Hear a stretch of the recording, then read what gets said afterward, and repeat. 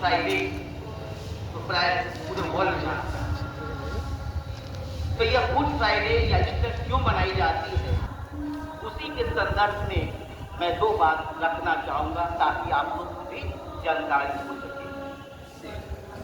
सर्वप्रथम good Friday यीशु क्रिस्त का मृत्यु दिवस है और यह मृत्यु दिवस ईसा मसीह 40 दिनों तक, जिस प्रकार हम जानते हैं कि मुसलमान लोग 30 दिनों तक रोजा रखते हैं, उसी तरह ईसाई धर्मावलंबी जितने भी हैं वे 40 दिनों तक उपवास करते हैं। क्यों? ऐसे तो वैज्ञानिकों के अनुसार सप्ताह में एक बार उपवास करना चाहिए, लेकिन हम लोग जो करते हैं वह स्वयं जानते हैं। लेकिन ये 40 दिनों तक जो उपवास करते हैं वह विशेष रूप से ईसा मसीह ईश्वर के प्रतिनिधि रूप में समझकर ये कार्य करते हैं।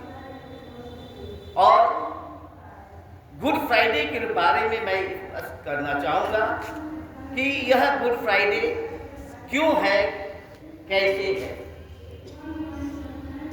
गुड फ्राइडे के दिन यीशु मसीह ने क्रूस पर प्राण त्याग दिए, फिर इतने दर्द भरे दिन को अच्छा क्यों कहा जाता है? यह इसलिए कहा जाता है क्योंकि इस दिन प्रेम ने नफरत पर, क्षमा ने क्रोध पर और जीवन ने मृत्यु के ऊपर विजय पाई थी। गुड फ्राइडे वाले दिन यीशु मसीह ने क्रूस से 7 वचन बोले थे, जिसका जीवन में बड़ा गहरा अर्थ है। ये 7 वचन कौन कौन है उसी के बारे में मैं बतलाना चाहूँगा। पहला वचन है, हे परमपिता इन्हें क्षमा कर, क्योंकि वे नहीं जानते कि ये क्या कर रहे हैं। यह हमें सिखाता है कि कठिन से कठिन क्षण में भी हमें दूसरों को क्षमा करना चाहिए। दूसरा वचन है आशा। आज ही तू मेरे साथ स्वर्ग लोक में होगा। एक अपराधी को भी जो यीशु मसीह के साथ उस क्षण क्रूस पर लटकाया गया था, उसे भी आशा मिली, हालांकि वह अपराधी था। क्योंकि प्रेम किसी को नहीं ठुकराता है।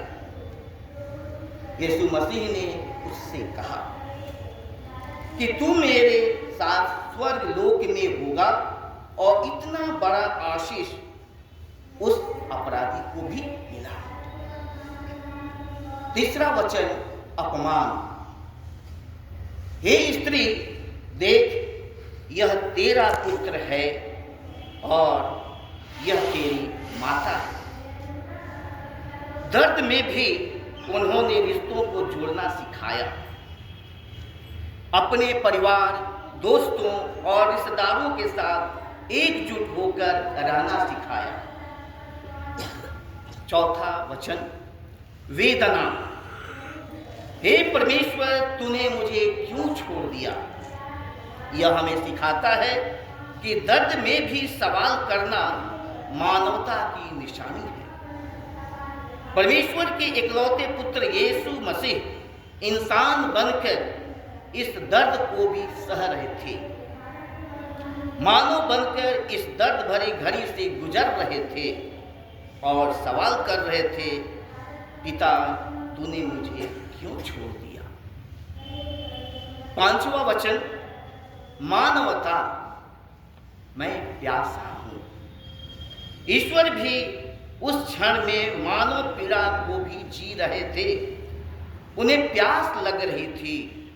यह वचन मानवता को जाहिर करता है, हमें सिखाता है कि ईश्वर ने मानव अवतार को भी पीड़ा का सामना करना पड़ा।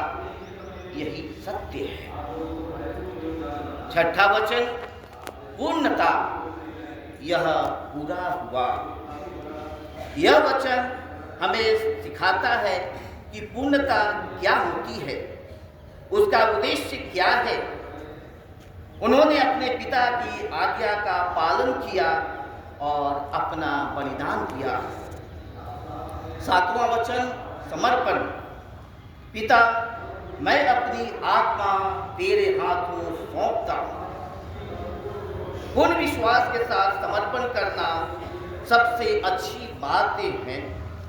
हम पूरे विश्वास और समर्पण के साथ अपना शरीर, आत्मा, सब कुछ यीशु मसीह को समर्पित कर दें। सब कुछ ईश्वर का दिया है। इस सच्चाई को स्वीकार कर लेना हमारे जीवन को बदल देता है। गुड फ्राइडे हमें सिखाता है कि क्षमा करना कमजोरी नहीं बल्कि सबसे बड़ी शक्ति है। त्याग करना हार नहीं है बल्कि प्रेम की जीत है। इस दिन यीशु मसीह ने दुनिया के लिए, पूरी मानवता के लिए अपने प्राणों का बलिदान किया ताकि दुनिया को यह समझाया जा सके कि नफरत पर हमेशा प्रेम की जीत होती है। जब प्रेम जीतता है तो संपूर्ण विश्व में मानवता की जीत होती है। गुड फ्राइडे के दिन हमें सिखाता है कि हमारे जीवन में परेशानियां आएंगी, लेकिन वह हमेशा के लिए नहीं होंगी। हमें इस दिन घबराने की आवश्यकता नहीं। हमें परमेश्वर के प्रति विश्वास बनाए रखना है, क्योंकि जब परेशानियों के अंधकार का अंत होता है तो चारों तरफ प्रकाश होता है। गुड फ्राइडे इसलिए कहा जाता है कि यह दिन दुखद होने के साथ साथ बहुत पवित्र है और मानवता के लिए अच्छा माना जाता है। सरल भाषा में हम कहें तो जीसस क्राइस्ट ने अर्थात क्रॉस पर, सूली पर चढ़ाया गया, क्रॉस पर चढ़ाए गए थे। यह एक दुखद घटना थी, लेकिन माना जाता है कि उन्होंने अपने बलिदान से लोगों के पापों का प्रायश्चित किया। इस दिन को गुड फ्राइडे, गुड अर्थात अच्छा कहा जाता है क्योंकि इसका परिणाम मानवता के लिए कल्याणकारी माना जाता है।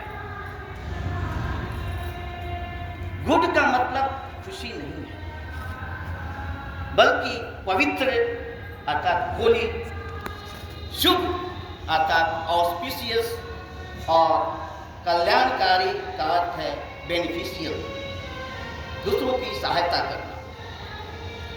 गुड फ्राइडे दुख और बलिदान का दिन है, लेकिन इसके पीछे एक अच्छा और पवित्र उद्देश्य है, इसलिए इसे गुड फ्राइडे कहा जाता है। Thank you very much.